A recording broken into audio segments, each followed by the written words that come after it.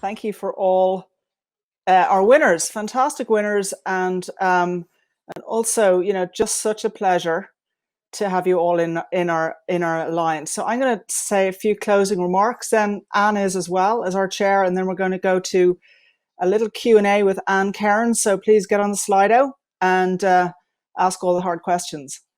Thank you. So thank you for taking such time out from your hectic schedules to attend the summit.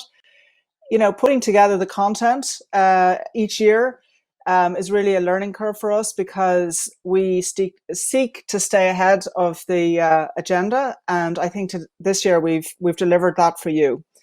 I mentioned in my opening remarks that this is my 8th summit and that I always learn something from it, and certainly this year was no exception. I think the highlight for me in terms of learning was, what's happening in the fintech space. The fact that they've understood I have understood its promise to reach and support millions of women, women of all segments, all incomes. We've heard a lot from wealth techs as well as technology companies looking at the base of the pyramid and the SME segment. But really the enormous potential of fintechs to support women create their own financial securities and the security of their own families. I've also, through the fintech research, been really gratified to meet so many fintech founders, fintech investors, and indeed ecosystem orchestrators, such as the Monetary Authority of Singapore. All have been extremely receptive to the idea that the female economy is, in fact, a multi-trillion-dollar opportunity for them. And all of them are really now mobilized, the ones that we've been in contact, to kind of to support that agenda. So I think that's very exciting, and I think it's very important at this particular stage in the development of the world. I've also learned new ways of scaling non-financial services. I actually didn't have any idea about the e-platforms, the e-commerce platforms and artificial intelligence, and all of those ways that we are actually essentially almost not ever negating the need for humans, but machine learning and the way we can transmit know-how and gamification and getting people to practice and so on is just opening up a whole new space. And also learning a lot about innovations in the health space, and very interested in that kind of robo-medical advisory and so on. I think we've also clearly shown that, we need to spend much more time looking at getting women into leadership positions, both in the incumbent financial services sector, in the fintechs, as well as in the investors in fintechs. To my mind, anyway, there's absolutely no doubt that reaching parity is important if we're going to have a sustainable. And I think we learned, and we know this anyway, but I think it's really come to the fore in the past 3 months or so, maybe even longer in the United States, that diversity and inclusion has many stripes. It's not just about one's gender, but one's race, ethnicity, social class, age, belief system, sexual orientation, etc. I was particularly struck by Sally Krawcheck's statistic that while a woman earns 82 cents on the dollar to a man in the United States, she has 32 cents in wealth accumulated at the end of her earning years versus a man. And if she has black or brown skin, she has 1 cent. And excuse me for saying this, but I think we all do know that that is absolutely crazy. It really, really struck home to me, the inequalities. So I've been wowed as well, of course, and I have been all year through this virtual journey we've all been on, by the fantastic support of our community of members, what they're giving to one another, and also what we're publishing as public goods outside of the network. From the how-to guide we shared earlier, which was really made by 15 of our members, to the ongoing contributions in our weekly webinar learning series, to our research. All of it comes down to our members, and really that's our secret sauce. With such innovation happening on the ground, it's really a pleasure as a secretariat to enabling that to be shared and codified and shared. And we want more companies to join us. We think that sharing know-how and partnerships is the only way to reach gender equality, and each of us, of course, taking personal responsibility to make the changes we want to see. I've been humbled by the energy, talent, and commitment of my own team. If led by Rebecca Roof, our Executive Vice President of Programs, channeled through our MC, Caril Achillian, Director of Marketing and Communications, enabled by our Manager of Marketing and Peer Learning, Corrine Ferson, and amplified by our very own Tessa Rubin. Yes, thank you very much. It is true that a few people can do an awful lot of good. Also, while in the front of the house you've seen a highly professionally executed TV show, in the back of the house we've had an extraordinary production team from First Agency in Singapore. This is led by Marianne, together with Andrew, who's been, as we've called him, the voice of God in our ears, and supported by Sabrina, Khairul, and Amir. Thank you so much. Also, thank you to FMO and CDC, who've contributed financially to the summit, as well as, of course, to MasterCard, who has so generously hosted us. They're an amazing team of professionals. It's an extraordinarily powerful company in its reach and technological capabilities. And special thanks to my boss, Anne Cairns, Executive Vice Chair of MasterCard and Chair of the Financial Alliance for Women. She is an extraordinary leader and proof that soft power is the best kind of power. Anne, thank you, and the floor is yours. Thank you so much, Ines. I don't know about soft. I'm not sure that the people who work for me would agree with that analogy. This is Ines's 8th conference, as she said, summit, and this is my 3rd.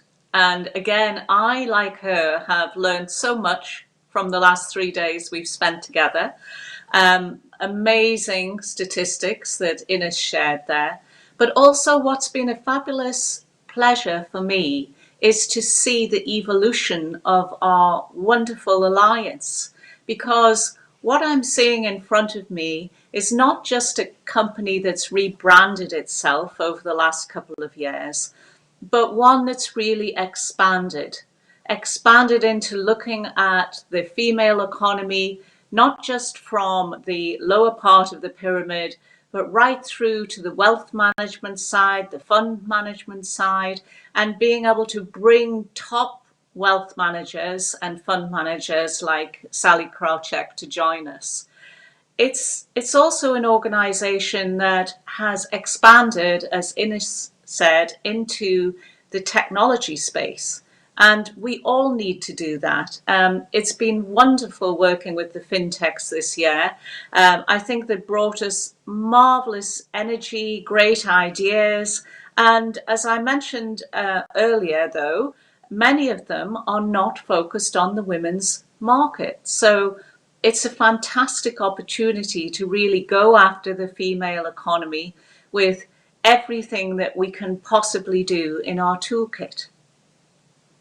Ines mentioned that we have a wonderful membership, and we do. We have fantastic members, that's all of you. And many of you have been up on stage sharing your thoughts, your ideas, and it's been great to listen to all of you. Now, we are probably reaching tens of millions of women today through our membership in one way or the other, but we want to reach hundreds of millions. I personally want to reach billions, but I'm just ambitious like that, because we really need to be reaching as many of the women on the planet as we can to get them included in the economy. That's what the female economy is all about. So my big ask for all of you here today is help us grow our membership. We can't do this alone. We must collaborate to bring in all of the great ideas and all of the good things that we can do on the ground. And if you have colleagues, peers, customers, people in your supply chain that you think would really benefit from joining the Financial Alliance for Women, then we would love you to be our greatest advocates out there. Because if we can really grow this membership, from what we are today to something that's 10 times as big, I am sure we won't reach tens of millions of women. We will reach towards those 100 millions and billions. So please help us and we'll help you.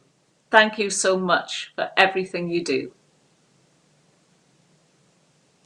Thanks, Anne. And I'm peering at my phone, looking at the Slido. So we have a number of questions that we thought we'd, now that we have you live, to ask you about. Okay, so this is a corporate strategy question. So moving forward, what role will MasterCard play in driving the female economy?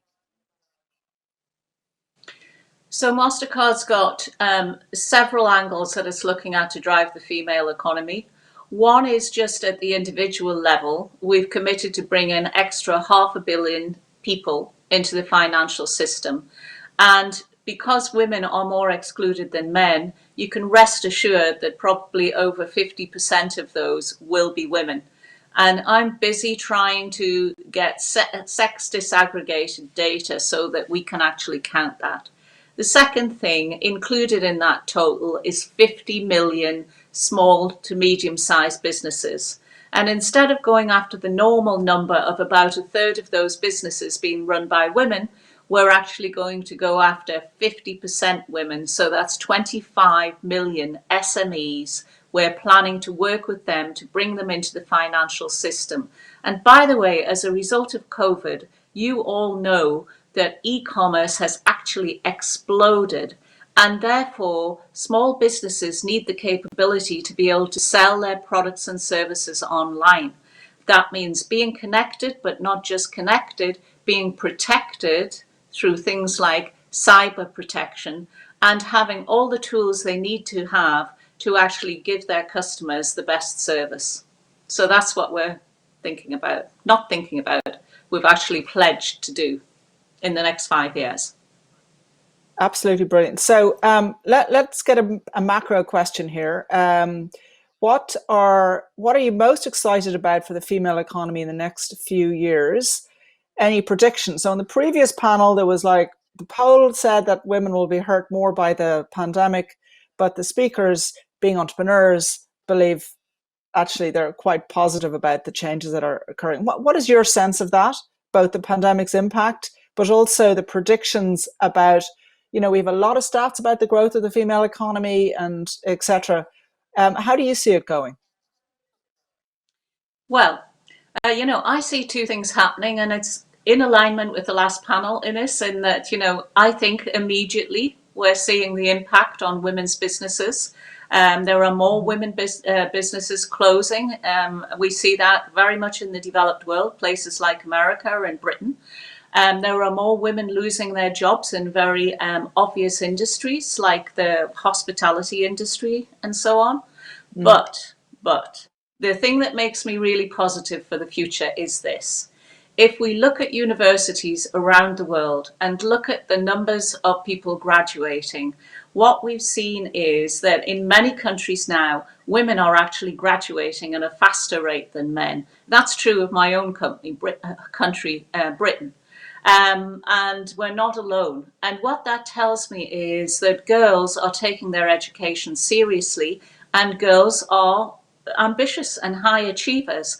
And remember, as we come out of COVID, we are going to be in a completely different era in a few years' time. There's going to be 5G, there's going to be a lot more artificial intelligence, and therefore having a very educated workforce in the form of women is going to be very positive. So I think that women will start stepping up and playing their role, and I think the female economy will naturally expand because of that learning. Mm. Very good. So we had a panel earlier on gender diversity and inclusion, getting women into leadership. And of course, you are a leader and you've made it all the way to the top. So on a personal level, what advice do you have for managers working to support women when there is resistance in their organizations?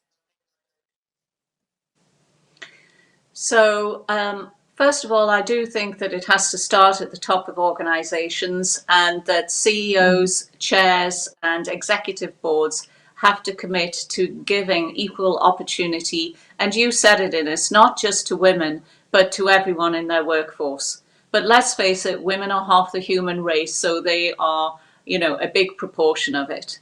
And the thing about this is, if there is resistance in the workforce, then I think that what has to happen, first of all, I would advise the women to join networks outside their own Mm-hmm. company if there aren't networks inside their own company. So they can get exposure on the wider stage to people who will be supportive to them. And then introduce some of the more enlightened people from outside the company to come in and talk through their ideas, actually set things up inside the company and share ideas. And I think from a managerial point of view, there are usually many feedback systems in companies, such as employee engagement surveys and so on. And all of these can be used to good effect to sort of sense the mood of the company and to give feedback. And I think pushing up from the bottom to do that, it's possible. But for middle managers who want to help their staff, even if the people above them aren't supportive, you can still sponsor people, you can still mentor the people that work for you. You can set the example. You can be a leader wherever you are in an organization by simply doing the right things. It's quite amazing. One of my bosses in Citibank once told me that in the world in the future, we'll all be nodes in a network. This was pre the internet, by the way. And he said, the brighter your node shines, the more you're connected to people, and the more things that you influence from a young age in the company, the more successful you're going to be in the future. And I thought that was fantastic advice. It was very empowering. Absolutely. And, actually, Angela Berg earlier was saying one of the key levers to getting ahead for women is that networking. And, there's a lot of research say that women's networks are actually smaller, that when they go into the office in the morning, they get straight to work and the men are around the place talking to each other and networking, if you like. So I don't think we can stress the importance of that too much, particularly for the millennials on this line, and even the younger than millennials. Okay, so getting personal. Um, you actually rose up through the industry during a time when not many women did. Now it sounded like you had a good boss there that told you about networking, but I just wonder what were the other key, if there was other pieces of advice you would give to people, to women on the line here. What would you say? Well, it's interesting because I just came from an FT meeting about women on boards. How do women get on Mm, boards and how do women get C-suite and so on.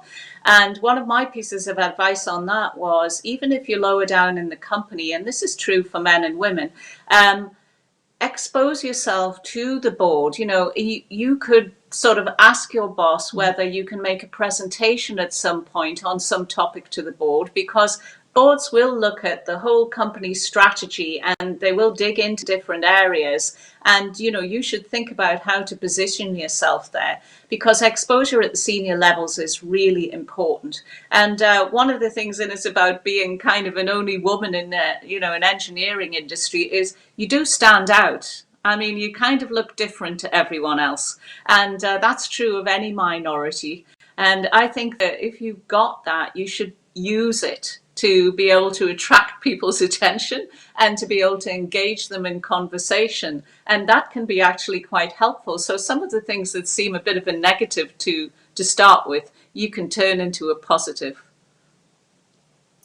so interesting, and the research also shows that women are less likely to do that, right? And it's actually in my career, I had to wait till I was in my late 30s before anybody, a woman said, "Look, I think you've got leadership potential," and it was from outside the organization. And it took that long.